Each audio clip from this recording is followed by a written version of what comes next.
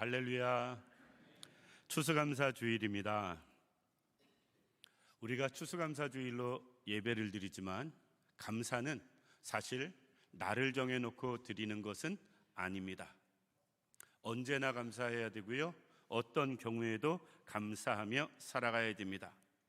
그리고 세상 모든 게 변한다 할지라도 하나님 앞에 감사하며 살아가는 마음만큼은 우리가 변하지 않아야 됩니다. 초대교회의 교부였던, 얼마나 설교를 잘하고 말을 잘하는지 그 사람을 별명을 붙여줬는데 황금의 입이다 라고 별명을 붙여줍니다. 크리스토톰 이야기인데요, 이 사람이 이런 말을 합니다. 인간의 모든 근본적인 죄가 하나 있는데 그것은 감사하지 않는 죄다 라고 이야기합니다. 세상의 모든 죄 가운데 가장 근본적인 죄, 그것은 감사하지 않는 것이라는 거예요. 생각해보면 그렇습니다. 에덴 동산에서 아담과 하와가 주신 것에 감사했다면, 그리고 그것에 만족했다면 선악과 쳐다도 안 봤을 것 같은데, 에덴 동산, 우리는 꿈에도 그리운 에덴 동산인데, 꿈에서라도 한번 봤으면 좋겠는 에덴 동산인데, 그곳에서 살면서 감사하지 않을 때 그들은 범죄하고 타락하는 모습을 볼 수가 있습니다. 우리는 마땅히 해야 하는 게 감사인데 감사하지 못하는 이유가 있습니다. 첫 번째는 감사를 깨닫지 못해요. 즉, 은혜를 깨닫지 못하니까 감사하지 못합니다. 은혜인데 은혜를 깨닫지 못하는 것, 우리가 하나님의 은혜였었는데 대부분 언제 깨닫냐면 한참 지나간 다음에 깨달아요. 한참 지나간 다음에 그때 그게 은혜였었구나 라고 깨달으니까 그냥 감사하지 않고 알고 지나갑니다. 그때 하나님의 은혜를 깨달을 수만 있다면 우리가 훨씬 더 감사하며 살아갈 텐데, 또 하나는 마음이 교만해서 감사하지 못해요. 하나님의 은혜를 자신이 한 것으로 착각하고, 자기가 이룬 것으로 착각하고, 자기가 잘나서 된 것으로 착각하기 때문에 우리는 감사하지 못하는 경우가 있습니다.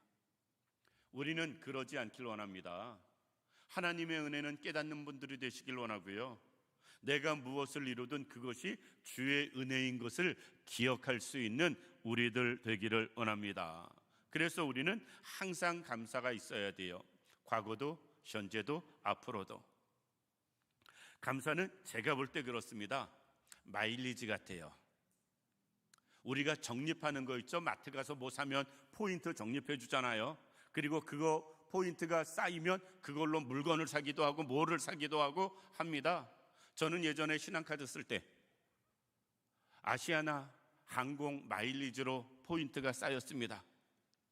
1년에서 2년 정도 카드 쓰면 아시아나 비행기 타고 제주도 왕복 마일리지 정도가 쌓였어요.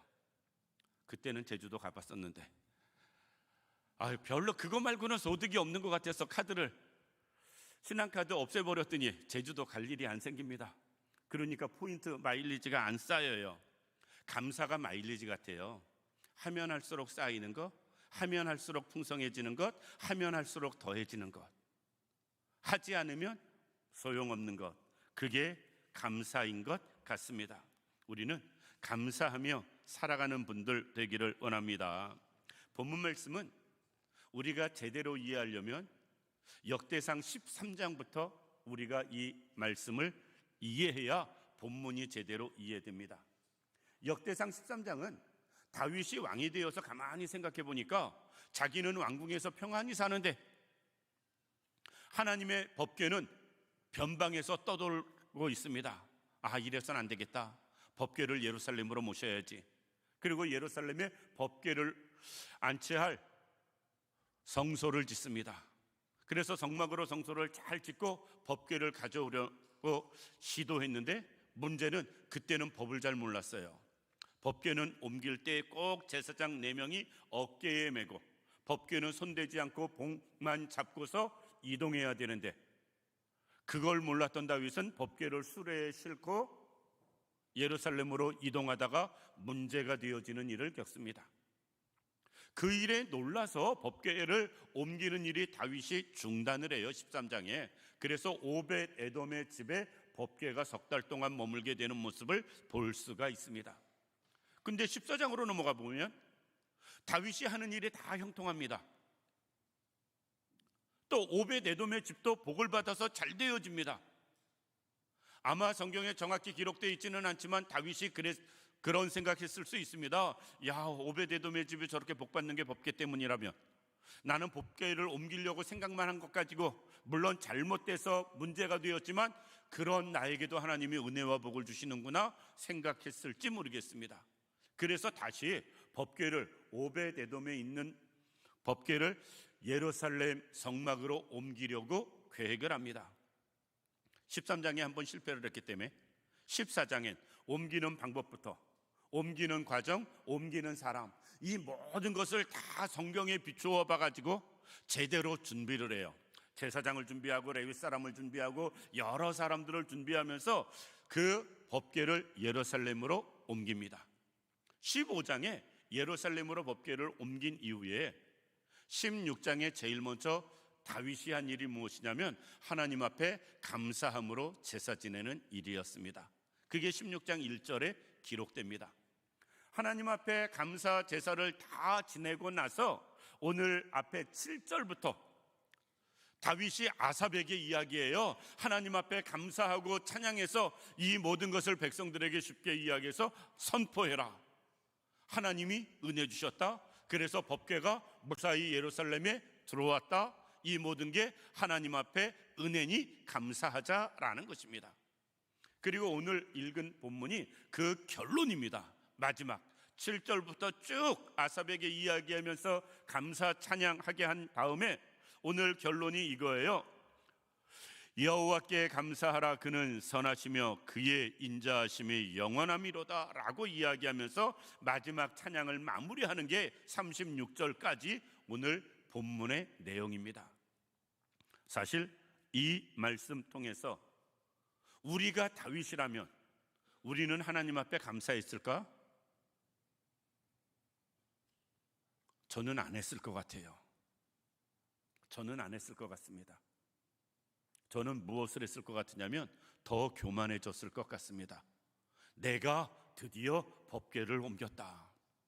하나님의 법궤를 예루살렘으로 옮겼다. 누구도 못했는데 사울이 처음 왕돼서 전쟁에 나가서 문제가 되었을 때 그 뒤로 약 성경적인 시간을 계산해 보면 70년 가까이 법궤가 변방에 떠돌았는데 아무도 관심도 안 쓰고 신경도 안 썼는데 나니까 하나님 생각하고 나니까 법궤 생각하고 나니까 이 일을 했다. 교만해졌을 것 같습니다. 그런데 다윗은 그 모든 일을 하나님의 은혜로 여기고 하나님 앞에 지금 감사드리는 모습을 볼 수가 있다라는 것입니다.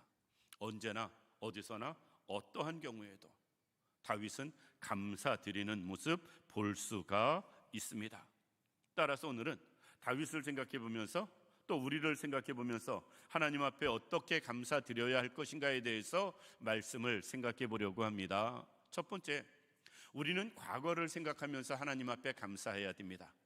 과거를 이야기하면 기가 죽는 사람이 있고 기가 사는 사람이 있어요. 내가 지금 어떠하든지 상관없이 예전에 너무너무 어렵고 힘든 과거를 생각해 보면 괜히 기죽고 움츠려 드는 어렵고 힘든 과거가 있는 사람이 있는가 하면 지금은 내가 별 볼 일 없다 할지라도 과거를 생각하면 내가 한때 잘 나가던 시절이 있던 사람도 있을 것입니다. 그런데 그거에 상관없이 두 종류 모두의 사람이 다 하나님 앞에 감사하며 살아야 됩니다. 왜? 예전에 너무너무 어렵고 힘들었다면 우리가 다윗을 한번 생각해 보시기 바랍니다. 사울이 이새의 집에 다음 이제 왕을 세우기 위해서 이새에게 아들을 다 불러 모아라. 너희 집의 아들 중에 하나 다음 왕을 세울 것이다 라고 이야기합니다. 그런데 그 말을 들은 아버지가 다윗만 빼놓고 불러요. 형들을.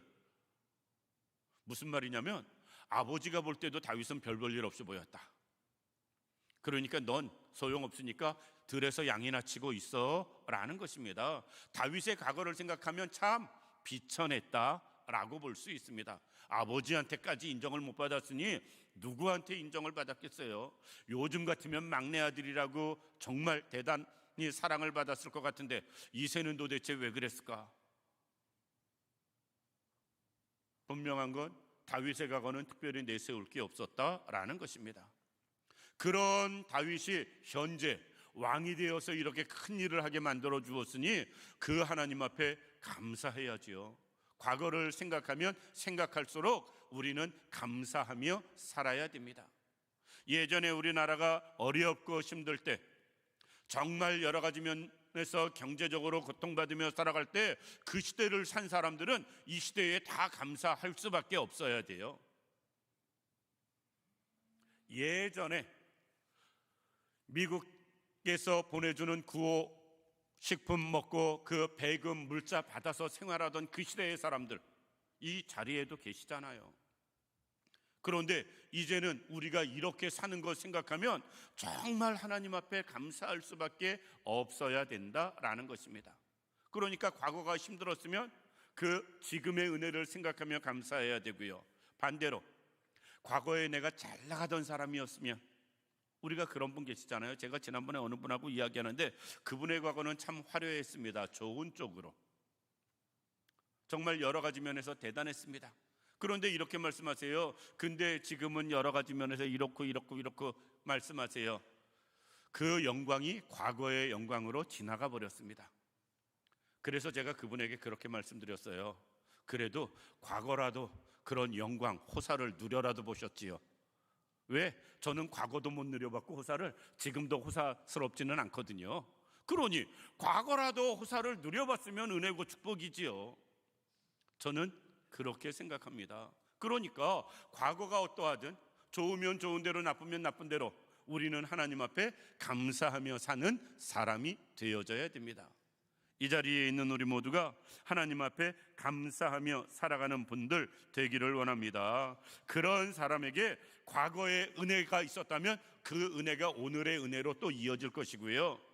과거가 어렵고 힘들었다 할지라도 하나님 앞에 감사하는 사람은 현재의 하나님이 주시는 은혜가 예비되어질 것입니다. 그러니 우리는 하나님 앞에 감사하며 살아야 됩니다. 두 번째, 현재의 은혜에 우리는 감사하며 사는 사람 되어져야 됩니다. 간혹 이렇게 말씀하는 걸 듣습니다. 감사할래도 거리가 있어야지요. 소도 비빌 언덕이 있어야 비빈다고, 감사할래도 감사할 거리가 없다고, 전혀 없다고 이렇게 볼멘소리 하시는 분들이 있습니다. 근데 한편으로 생각하면 그도 그럴 것이, 예를 들어서 직장에선 잘리고 자식들은 속색이고 하는 일은 안 되고 어쩌면 그런 환경에 있다고 놓고 볼 때 감사거리를 생각하면 생각할 게 없을 수 있습니다. 그런데 그럼에도 불구하고 그 답답한 환경에서도 우리는 하나님 앞에 감사하며 사는 사람이 되어져야 됩니다. 요즘 성인병이 이제 나이가 드시는 분들이 많아지니까 대부분의 모든 관심사가 건강에 맞춰집니다.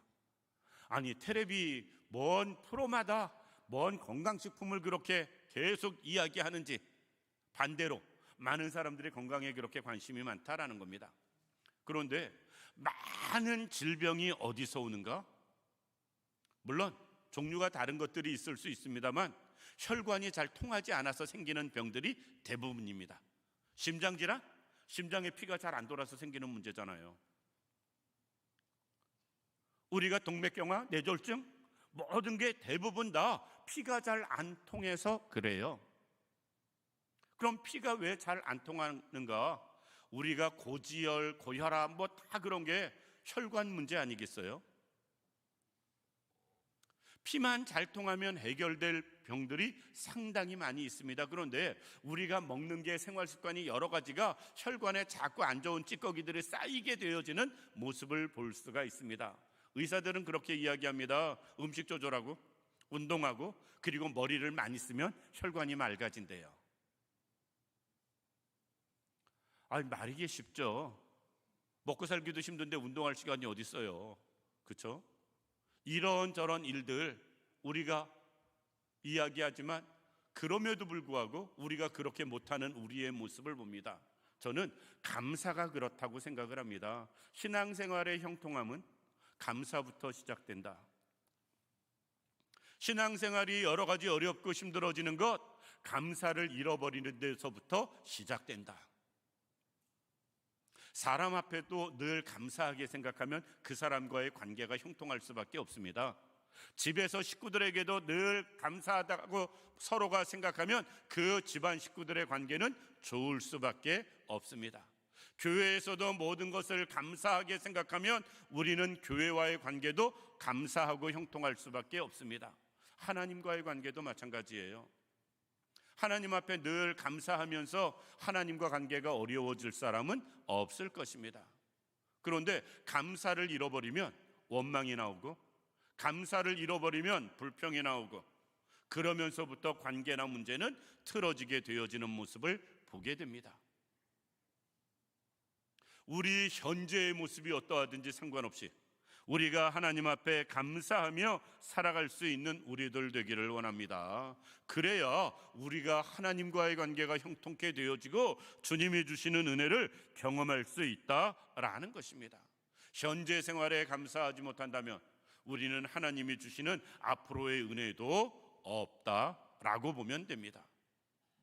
그러나 현재 어렵고 힘들어도 정말 거리도 없다 할지라도 감사하는 마음으로 살아갈 때 하나님께서는 그 마음 가진 그대로 감사할 일을 반드시 우리에게 은혜로 허락해 주실 것입니다.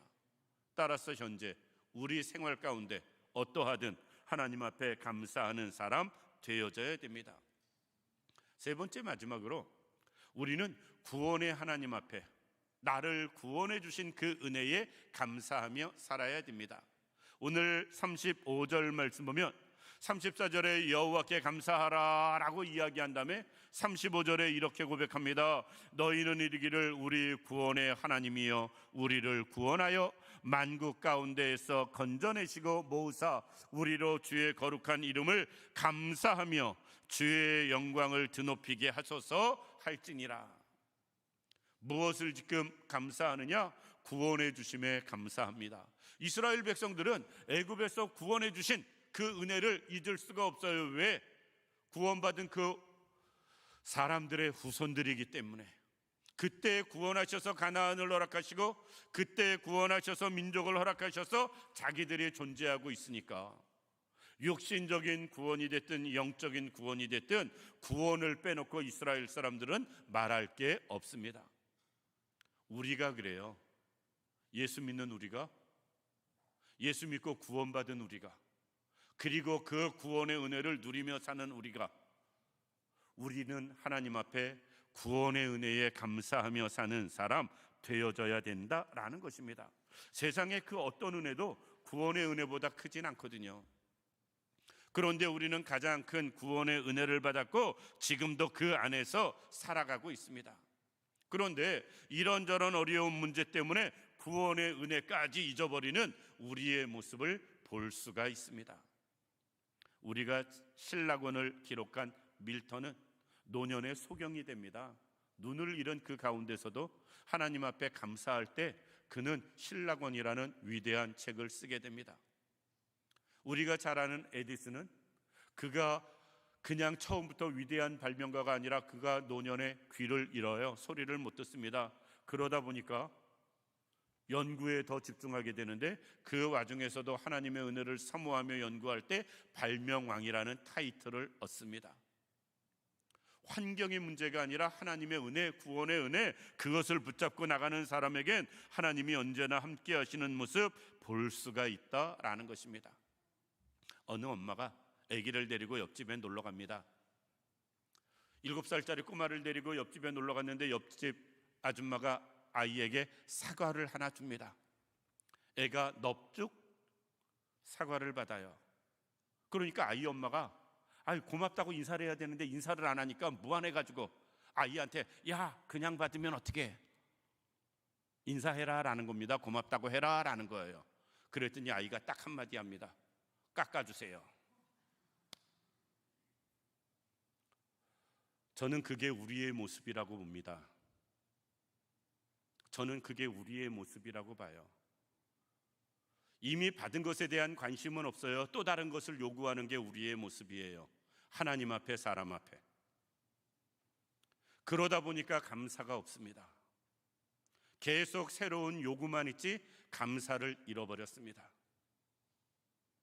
그게 현재 우리 모두의 상황이고 모습이 아닌가 하는 생각을 해보게 됩니다. 7살짜리 아이는 철이 없어 그렇다고 그러죠. 그런데 우리는 신앙적으로도 철이 들만한 상황 아니겠어요? 신앙의 연조를 놓고 볼 때, 인생의 나이를 놓고 볼 때 우리는 그래서는 아니 됩니다. 하나님 앞에 감사하며 살아갈 수 있길 원합니다. 지극히 작은 것이라도 주신 것이 있다면 현재의 나를 생각하고 과거의 나를 생각해도 우리는 감사하며 살아야 되고요, 지금 이런저런 어려운 문제가 있다 할지라도 우리는 우리에게 주실 미래의 은혜를 생각하며 감사해야 되고요, 누리고 있는 구원의 은혜, 특별히 지금도 주 안에서 살아가는 이 삶을 감사하며 살아가는 우리들 되어져야 됩니다. 하나님 앞에 한없이 요구만 하며 감사할 줄 모르는 사람이 되면 혈관에 문제가 생기면 여러 가지 부작용 생기는 것처럼 신앙에 문제가 생길 수밖에 없고요, 영적인 문제가 올 수밖에 없습니다. 우리는 하나님 앞에 과거를 생각하고 현재를 생각하고 구원받고 현재 살아가는 우리의 모습을 생각하면서 지금보다 더 감사하며 또 감사하며 살아가는 우리 모두가 되기를 주님의 이름으로 축원합니다. 기도드리겠습니다. 살아서 역사하시는 참 좋으신 아버지 하나님, 은혜와 사랑을 진심으로 감사드립니다.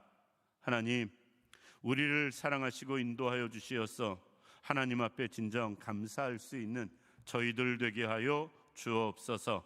아버지 하나님, 과거를 생각해도 감사하게 하시고 현재를 생각해도 감사하게 하시고 미래를 생각해도 감사하게 하시고 구원받은 은혜 그 안에서 살아가는 우리의 삶에 감사드리며 살아가기에 부족함이 없는 저희들 되게 하여 주옵소서.